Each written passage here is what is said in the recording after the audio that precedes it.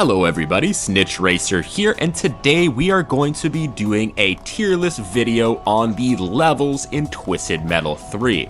Now this list will consist only of the single player levels, so the ones that appear in the story itself. I will not be doing the 2 bonus levels, as they honestly don't really appeal to me in the first place, so I'm not going to bother reviewing them, which will allow us to focus on those single player levels. It'll be a nice and quick video that way as well. Now, the basis on how I'm rating these levels will be similar to Twisted Metal 2. We will be basing them on aesthetics, if the level looks cool, if it's just really memorable, along with the general level design. Is it unique? Does it have an actual great design? And then on top of that, the final factor will be simply how fun the level is. Unfortunately, with Twisted Metal 3, I find the level quality kind of jumps off a cliff here, so don't be surprised if the levels are a lot lower on the tier list than the previous video. Also, shout out to Vicarious Nick Gaming for creating this tier list once again. Thank you again. And alright, the tournament actually starts out with the destroyed Hollywood. It had been destroyed in an earthquake in 2007, and now it's in rubble.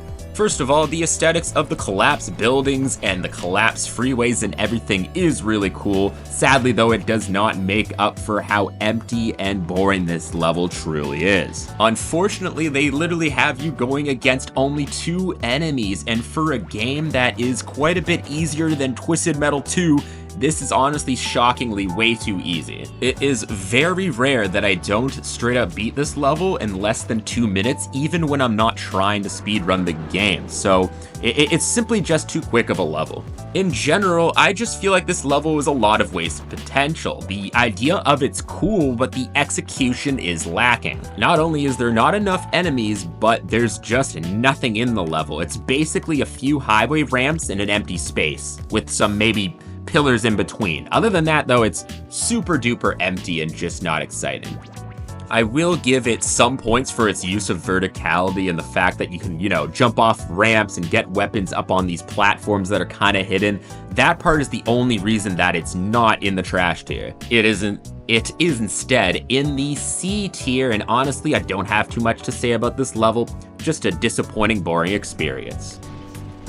And now, speaking of boring, disappointing experiences, we're on to Washington, D.C. Now, this is generally one of the most empty maps I've ever seen in any video game. Like, there's absolutely nothing to it. There's like 2 statues along one side and a little bit of a ramp, and other than that, this is just a blank square. A blank square where you go against 3 enemies, and once you defeat those 3 enemies, which you shouldn't have too much trouble with, you will be going against Darkseid, the only real challenge in this level. Before we talk about Darkseid though, I want to talk about why I like this level less than Holland, considering that they are very similar in nature. Honestly, I don't even know how to properly explain it, but I just find the nature of the physics in Twisted Metal 2 lends itself a little bit better to flat, empty levels, whereas Twisted Metal 3, if they're flat and empty, the levels, it's just boring. And by the way, this does not mean the physics are better in Twisted Metal 2. It's just one example.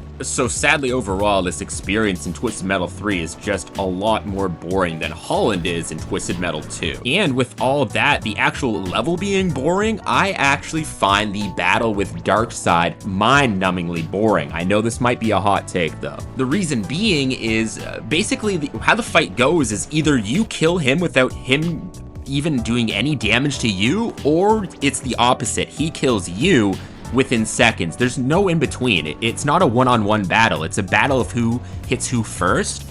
And I don't know, I've never really had a lot of fun with the Darkseid battle, unfortunately. Overall though, this is why this level's going straight down into the trash tier.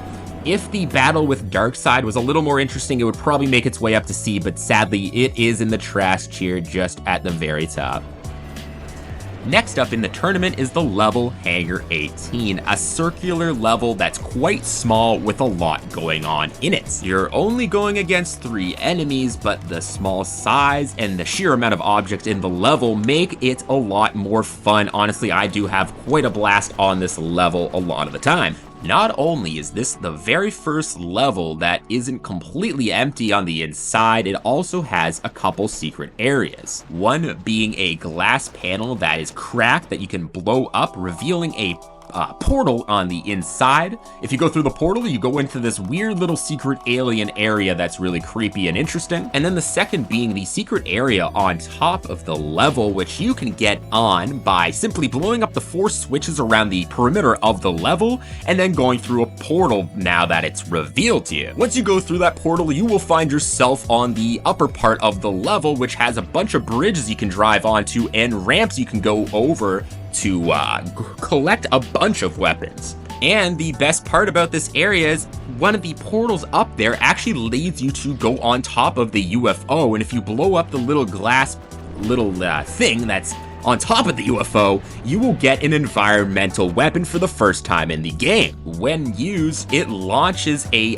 devastating electrical attack that'll grab any enemy that's within range. Honestly, most of the time it kills at least 2 of the 3 enemies instantly, leaving you with only 1 enemy left. And I'd say about 20% of the time, it just straight up kills everybody, which can be super fun, but honestly a little bit overpowered. Because despite the fact that I really enjoy actually using the environmental weapon, when I want to think about it from a level design point, it definitely is too powerful. It actually makes this level way easier than the second, which is quite strange. Now, the aesthetics of this level are absolutely cool. I mean, like, you can't go wrong with an alien ship secret kind of thing. You really can't. But overall, this level is really fun. It's very chaotic, nice and small. I think the size is absolutely perfect for 3 enemies. It's just a little bit too easy for my liking, so unfortunately, it's gonna be in the B tier. I really wanted to make it in the A, but I just quite couldn't justify it.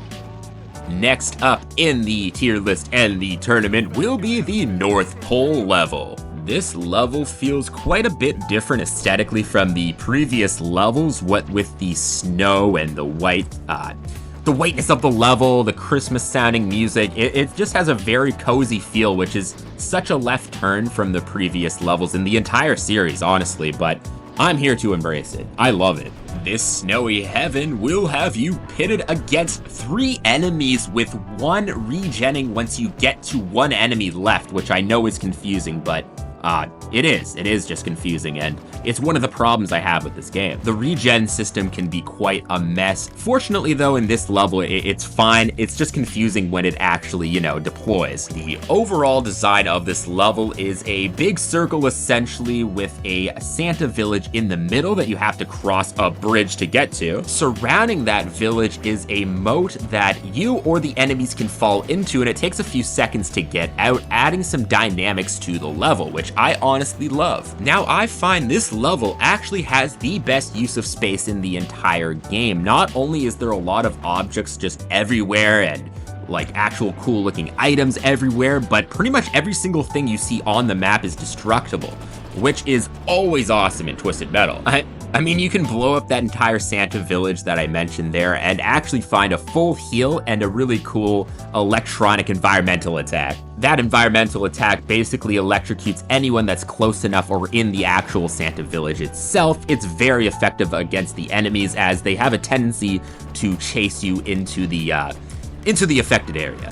The other great thing about this level is the general use of verticality.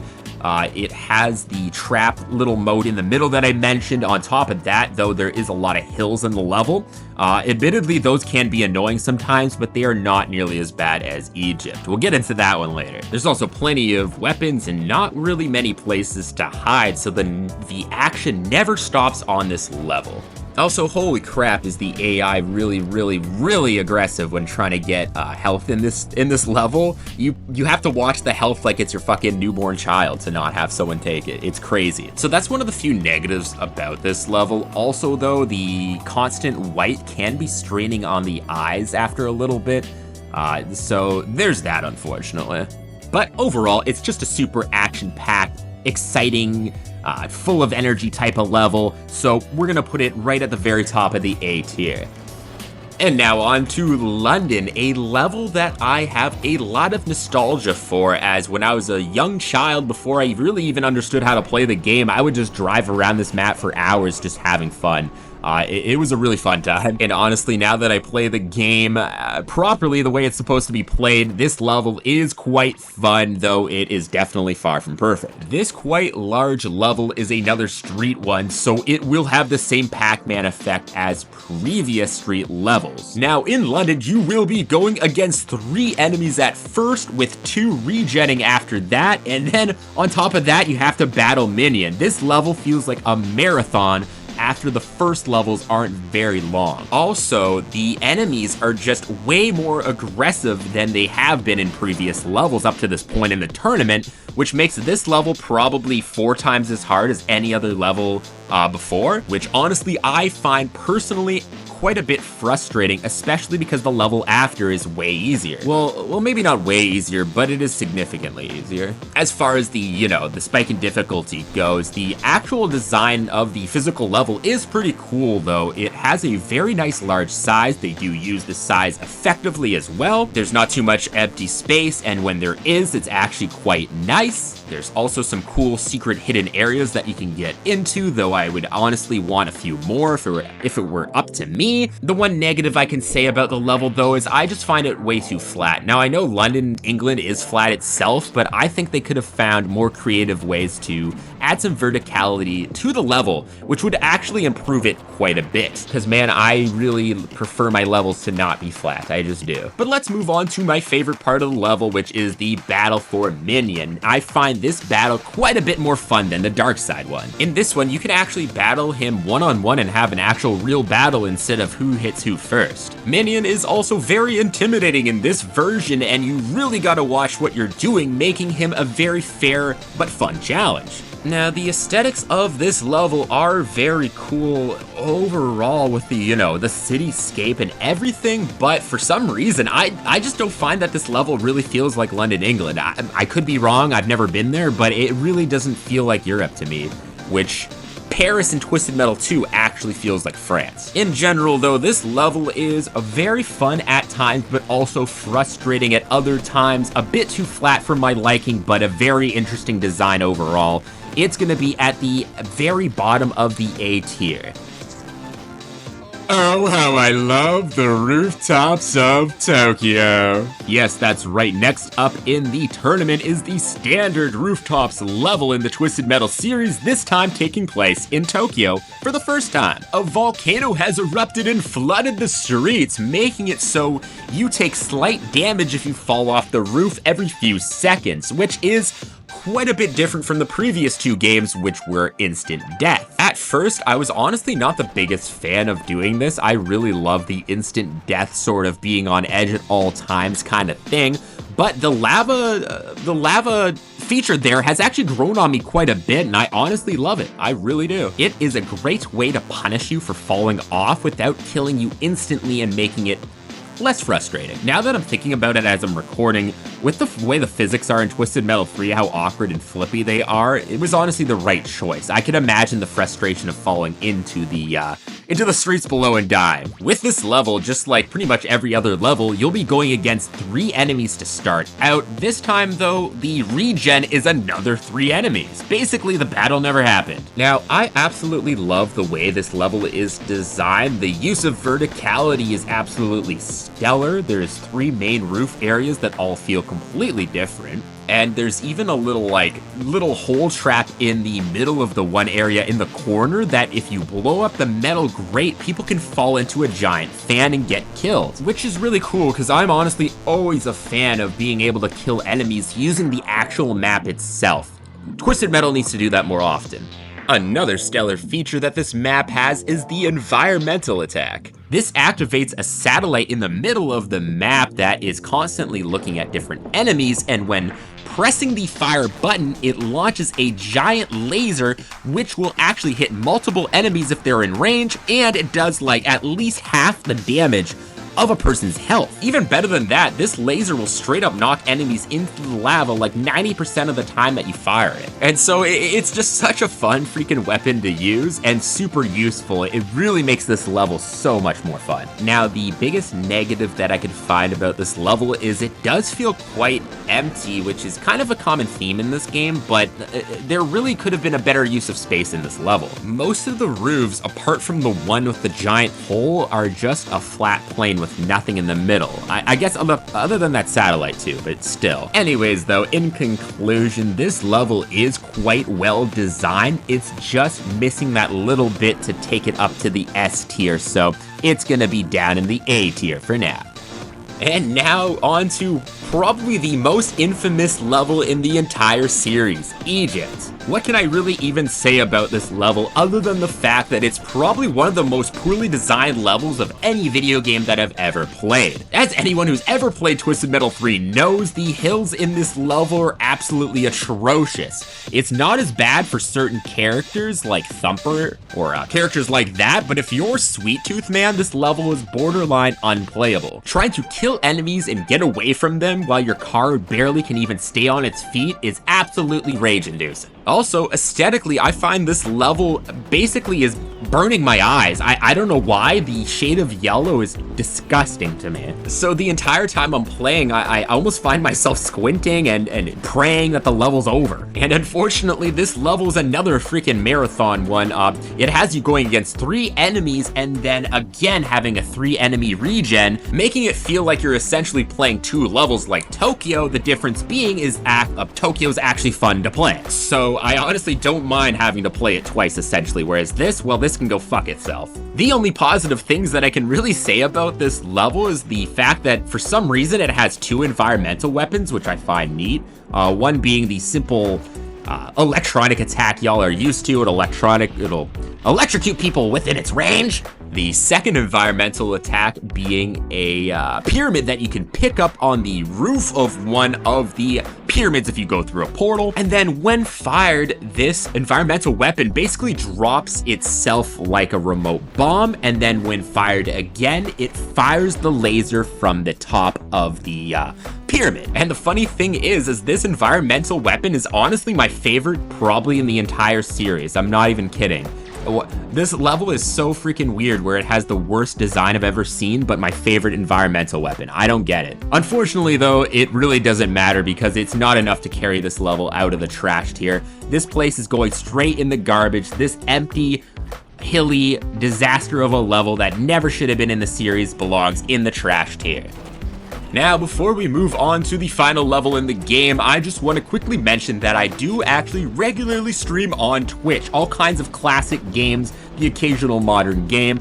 The name for my Twitch channel is also Snitch Racer. That'll be linked in the description of this video. On top of that, I also have a Discord channel that I'm finally starting up again, so if you're interested in joining that, please feel free. There will be an invite in the description as well. And now on to the final battle of the game here at the Blimp, arguably the best level in the game. And yes, that's right, like you heard, you are in a blimp. You're literally in Calypso's blimp in the middle of the sky fighting each other while Calypso watches. Just the sheer idea of that is absolutely badass as hell and makes this level cool instantly. Not only is the level cool, it's very well designed in my humble opinion. It uses lots of verticality. There's 2 levels. We got the top level, which is pretty basic and empty, but if you go down into the ramp, you got the interesting sub-level, where you will find a bunch of giant boxes that can be blown up for weapons, along with the giant hole in the middle, which we'll get to in a little bit.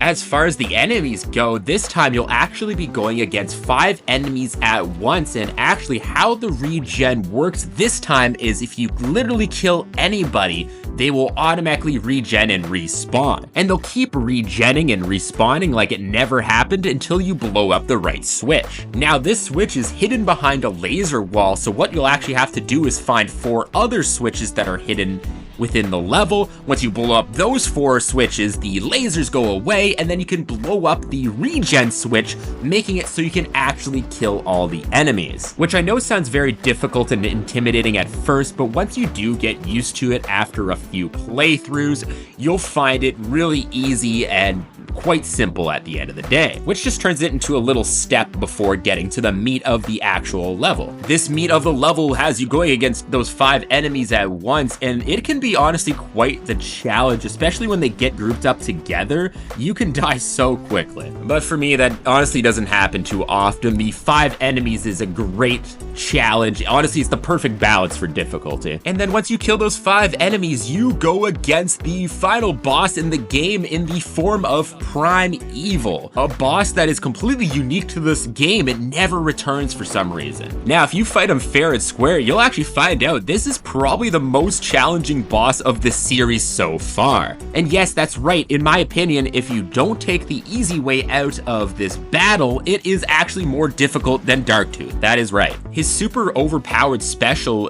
can kill you so quick, and it creates this like cat and mouse like little battle that you have to have with him in order to actually defeat him. Unlike with previous bosses where you could just, go at them head on. But unlike the previous bosses, this has an easy way out programmed right into the game for you to use. Now you'll remember I talked about that hole at the bottom of the level. It is a wide gaping hole that you can knock enemies into. When you knock enemies into it, it will kill them instantly once they hit the ground. And so you can use this to your advantage in the battle against Prime Evil. You can send that fucker right into the hole, ending the boss battle instantly. Not only is this very satisfying, it's also very rewarding, as I simply think that the game is programmed for you to use it that way. It's not an exploit. Because honestly, getting used to the timing of knocking Prime Evil into the hole without getting yourself killed is a bit of a skill that you need to get used to. So,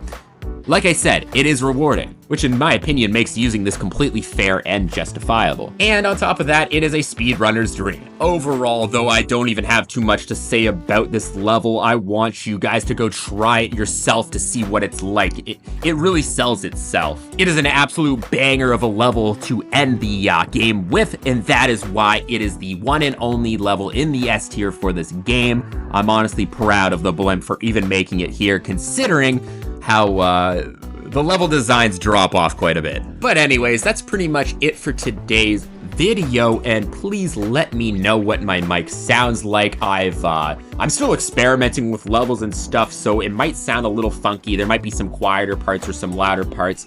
Just bear with me for the next few videos while I get more used to it. Either way though, please like and subscribe and all that YouTube junk. And remember to tune in next time when I apply for an Applebee's in Atlanta.